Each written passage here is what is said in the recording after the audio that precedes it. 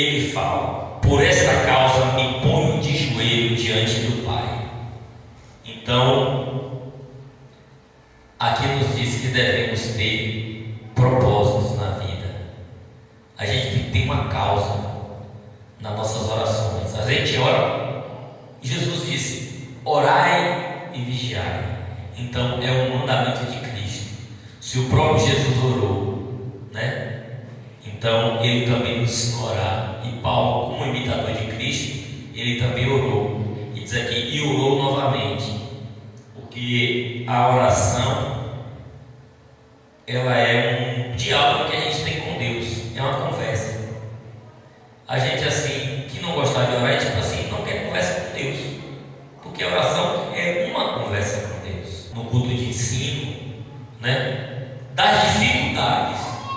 Porque sem oração fica difícil. A oração, ela é uma ferramenta poderosa para vencermos a nossa vida de cristão. A cada dia precisamos da oração. Então a oração, primeiramente, aqui é para nos fortalecer, né? Eu gosto de assistir o UFC e nas lutas assim a gente vê o pessoal dizer assim: tem gente que bate bastante, mas que é bom, mas se ele na primeira que toma, ele cai.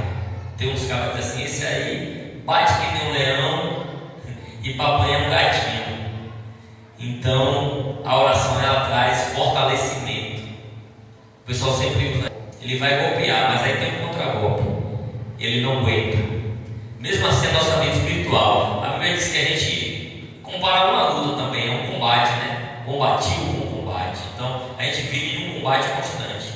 Então, se a gente não estiver preparado também para as pancadas, a gente não vai se segurar. Mas o apóstolo Paulo diz: por essa causa me ponho de joelho, para que sejais fortalecidos. Às vezes o vigor não está na aparência, o vigor está na segurança, naquilo que a gente crê, né? E poder dizer, né? Eu sei em quem tenho crido. Então todo cristão deve saber e responder quando pedirem, né, a razão da vossa fé. Então, assim é um cristão. Então, seja fortalecido. A oração é para isso. E também, e assim, habite Cristo em vós. Então, quando a gente tem uma vida cristã fortalecida em Cristo, automaticamente Cristo, ele faz morada em nós. Aliás, quando você recebe Cristo, você passa a ser templo do Espírito Santo de Deus. Como Paulo também escreve aos Coríntios, que não somos de nós mesmos, porque fomos comprados por alto e bom preço.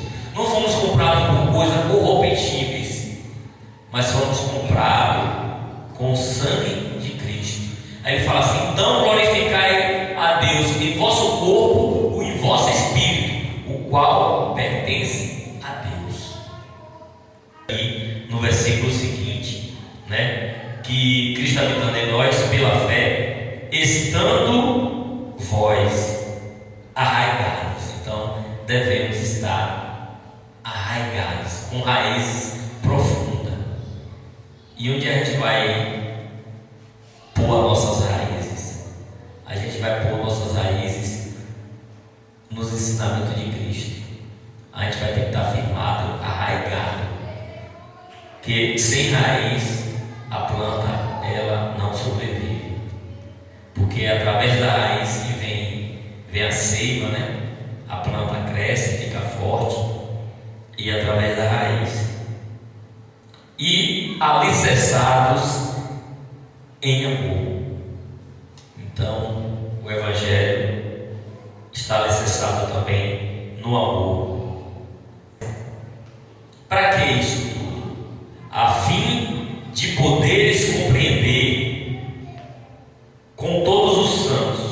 Aí a gente vai procurar entender. Porque você olhar uma coisa por um ângulo, que se a gente olhar lembra aqui em prática, na Cláudia veio medir um ponto aqui, né? Se você medir só o comprimento, você ia chegar a medida certa, você teve que medir o comprimento e a largura. Então a gente tem que ter a visão completa.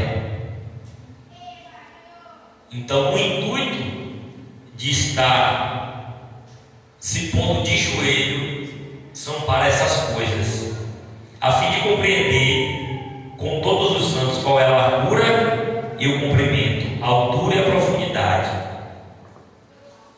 E o importante, conhecer o amor de Cristo que excede todo entendimento. Então o amor de Cristo, ele nos leva ao entendimento superior, porque a visão terrena, a visão material, a visão humana, ela às vezes não entende. Se a gente for olhar só pelo lado natural, porque diz assim, mas essa pessoa, né, está na igreja e tal, por que luta? Por que está assim? Se não tiver raiz, não tiver alicerce, aí ele não vai prosseguir, porque no primeiro vendaval, na primeira chuva, vai perecer. Quando Jesus fala sobre aquela casa, sobre a areia e sobre a rocha, as casas eram iguais, elas eram feitas do mesmo material, elas levaram o mesmo tipo de chuva, o vento que bateu foi o mesmo vento, o rio que correu por cima delas foi o mesmo, mas uma caiu e a outra não. A diferença é essa, de nós que estamos firmados em Cristo. Nós passamos a mesma luta do que o pessoal do mundo passa, mas a diferença é que a nossa casa espiritual, ela não cai, porque ela está firmada sobre a rocha, que é Jesus Cristo. Então, quando a gente tem a casa firmada na rocha, nada nos abala, né? Pode nos balançar, né? Pode nos molhar todinho, né? Ou de chuva ou de lágrima, não era assim, de chuva ou de lágrima, mas a gente se permanece de pé, porque o nosso alvo é Jesus, o nosso alvo é o céu. Como digo sempre aqui, como o apóstolo Paulo diz, que se esperarmos Cristo só nessa vida, somos mais do que miseráveis. Então, nós somos inteligentes. A Elisane fez nos jogos, como foi a frase? Ser crente é atitude de gente inteligente. Ser crente é atitude de gente inteligente. Manzani postou quando viu a foto dos jogos aqui no mural. E é isso mesmo, a inteligência. E não é só a inteligência própria, é a inteligência que Cristo dá, porque nós temos a mente de Cristo. Ele faz infinitamente mais do que tudo quanto pedimos ou pensamos, conforme o seu poder que opera em nós. Então, se a gente tem um Deus que vai fazer muito mais além do que pensamos, né? E do que pedimos. Às vezes você pede uma coisa, não, eu quero isso agora, a gente está preparando uma coisa maior. A gente está preparando uma coisa maior. Assim é, com nossos filhos é assim, às vezes nossos filhos pedem uma coisa, a gente não quer agora. Às vezes ele vai lá e perde a mesma porque não sabe esperar, né? É mal, sabemos dar coisas boas aos nossos filhos, quanto mais a Deus, o nosso Pai. Então devemos estar sossegados. Se aquela bênção que tu pediu ainda não chegou, é porque Deus tem algo melhor, porque Ele dá além do que pedimos e imaginamos. Vamos nos pôr de joelhos, porque tem vários tipos de oração, né? Você pode orar deitado, você pode orar na cama, pode orar sentado, dirigindo, trabalhando ali, orando no Espírito.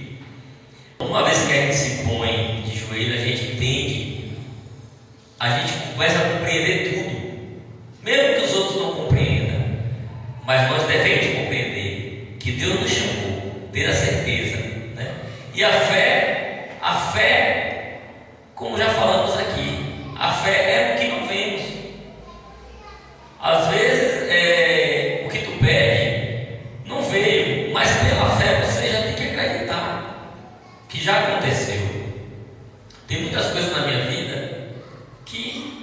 olhando assim, mas pela fé eu creio. Por isso estou de pé, por isso estou aqui. Não é qualquer vento que vai nos derrubar, nem tirar a nossa alegria de servir a Cristo. A nossa alegria de servir a Cristo, ela tem que estar acima de qualquer circunstância. Então, todos nós fazemos parte do corpo de Cristo. É isso que, se Cristo habita em nós, fazemos parte dele. E como parte do corpo de Cristo, cada um tem a sua função. Deus não escolhe um vaso. Você vê em casa, quando você está arrumando, dando uma faxina, as mulheres em casa, se você vê uma vasilha ali que você vê que não tem utilidade, você descarta. Se você tem uma vasilha ali é porque sabe que vai usar. E Deus nos compara a vasilhas, a vasos. Então, se somos algum vaso, precisamos ter a utilidade. Devemos ser útil. Cada um de sua forma, né? Não importa. Um é no louvor, o outro na palavra. Como disse, cada um, o corpo de Cristo isso é diante do corpo mesmo, né? O pé não pode dizer que não precisa do olho. O olho não pode dizer que não precisa da mão. A mão não pode dizer que precisa da boca, né? A boca não pode dizer que precisa do ouvido. O ouvido não pode dizer que precisa do nariz. Então, é um corpo. Então, todos nós temos uma função no reino. Então, devemos estar compreendendo a nossa função, né? Procurar ser útil na obra de Deus. E nós não somos nem maior nem menor do que ninguém no reino de Deus. Às vezes, se a gente, por exemplo, a gente que ministra, se a gente fosse comparar assim, um pregador de renome, a sua intenção ou no seu coração você vai pensar o quê? Poxa, fulano prega demais, eu não prego nada em relação a ele. Aí você vai se auto-denigrir. E por outro lado, se chega uma pessoa aqui, né, que não tenha muita habilidade, tenha vergonha do microfone, ou não manuseie bem, lê errado, e você se comparar a ele, você vai achar bom demais. Então, seja você, cada um procure ser o que é, porque sempre vamos ter uma medida errada. Se a gente se comparar com o bom demais, a gente vamos ficar se sentindo inferiores. Se a gente se olhar para o inferior e acharmos que a gente cantou melhor, ou a gente ministrou melhor, o que é que vai acontecer? A gente vai se auto-orgulhar e nada é nosso, tudo é dom de Deus. E nesse processo, na verdade a gente está começando aqui, né? Vão chegar as críticas ainda. A igreja é recente, a igreja é bebezinho, está só no leitinho ainda. Fiel o que Deus tem nos entregue, né? Cada um na sua função. A igreja está começando, ninguém corra de suas obrigações, todo mundo tem a sua função, né? E a crítica, você está fazendo algo de maneira errada ou não está fazendo perfeitamente. Se alguém te elogiar, está correto? Você está fazendo de maneira, mas vai que alguém te elogia, e aí?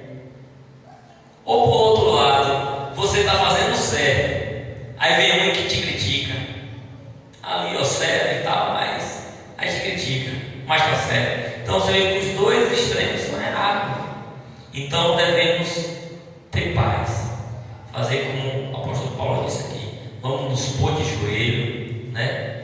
Vamos nos fortalecer, vamos deixar Cristo tomar a direção da nossa vida, habitar em nós. Não é só na hora do culto, não. É na hora de dormir, no nosso trabalho, no nosso caminhar, o tempo todo. Vamos nos arraigar, vamos criar raízes na palavra de Deus, vamos estar alicerçados no ensino da palavra, né? A fim de compreender tudo. Comprimento, largura, altura e profundidade. Vamos ser crentes racionais, inteligentes, né? Vamos ter atitudes inteligentes para com o Evangelho, né? não se importando com comparações, nem com opiniões. O que importa é a gente estar firmado em Cristo. E Deus, Ele é que capacita a cada um. Então, somos gratos a Deus. Como o relógio ali, ainda falta 10 para 9, mas já passou de 9. Vamos estar encerrando, agradecendo a Deus por esse breve tempo que passamos aqui na casa do Senhor. Mas digo, não é vão. Você que veio aqui hoje, você ouviu, eu tenho certeza que vale mais a pena um pouquinho de tempo que você passa na casa do Senhor aprendendo do que o seu resto do dia inteirinho. Eu posso passar uma semana fazendo várias coisas, mas 10 minutos que eu passo na igreja aqui, para mim, é o tempo que mais vale a pena. Então você tem que ter esse entendimento, você tem que entender que o melhor tempo da sua vida é o tempo que você está na casa de Deus, louvando o nome dEle e aprendendo da sua palavra. Vamos ficar de pé, vamos orar encerrando, pedindo a Deus que continue nos abençoando grandemente.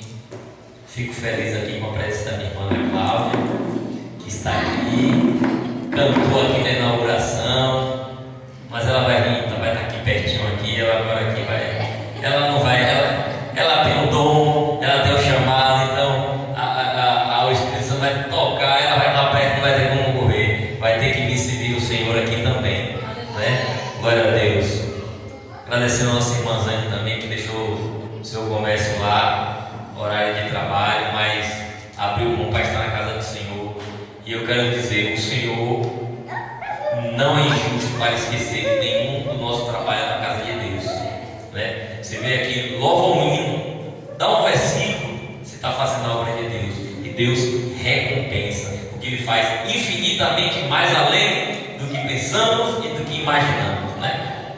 Palavra, porque a palavra que edifica, a palavra que aviva. Então o negócio é a palavra de Deus, temos compromisso com a palavra, né? Nossa levita irmã Jaqueline, ontem ela ficou brava, Zane, que não avisaram que sai, né? Hoje ela cantou bonito desse jeito e nem ensaiou. No dia que sai aqui, meu irmão, vai, por isso que eu disse, não se compare, porque se ela cantando não vai querer cantar mais, vai dizer, eu estou indo, eu canto feio, não vou cantar mais não.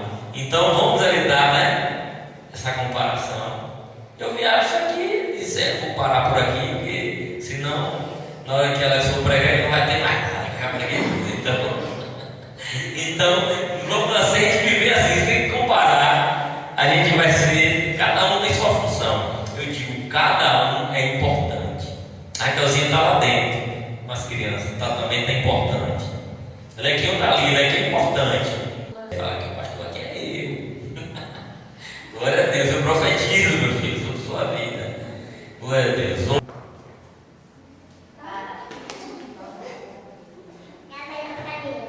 Não, melhor para Deus. Lequinho aprendeu o quê? Ele é bom. Não está aprendendo.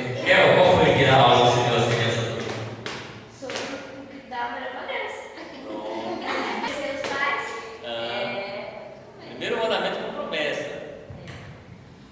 Ajudar o pai e a mãe sem ser cara feia. Rapaz, tudo foi mistério hoje lá nas crianças, viu? Foi mistério. As palavras, você vai botar a mão lá dentro, viu? Que hoje foi o ensino lá, foi forte, viu, Cláudio? Glória a Deus, é Deus trabalhando aqui, é Deus trabalhando lá no departamento de criança.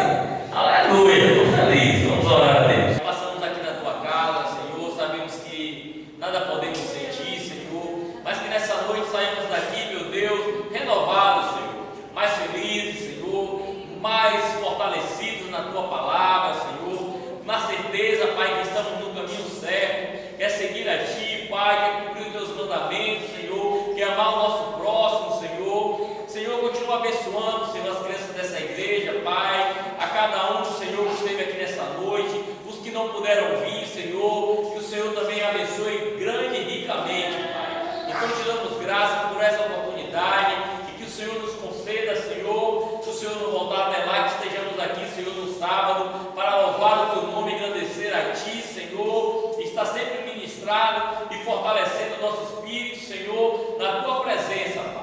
Então, muito obrigado, despede-nos em paz, Senhor, abençoa cada família aqui representada, então abençoa, Senhor, o plano, abençoa o comércio dos aqui estão, os empregos dos aqui estão, Pai, continua, Senhor, nos dando a prosperidade, que tu não tem nada de bom que não venha do Senhor. Então, Pai, te pedimos as tuas bênçãos, Senhor, que nos enriquecem e não nos acrescenta dores.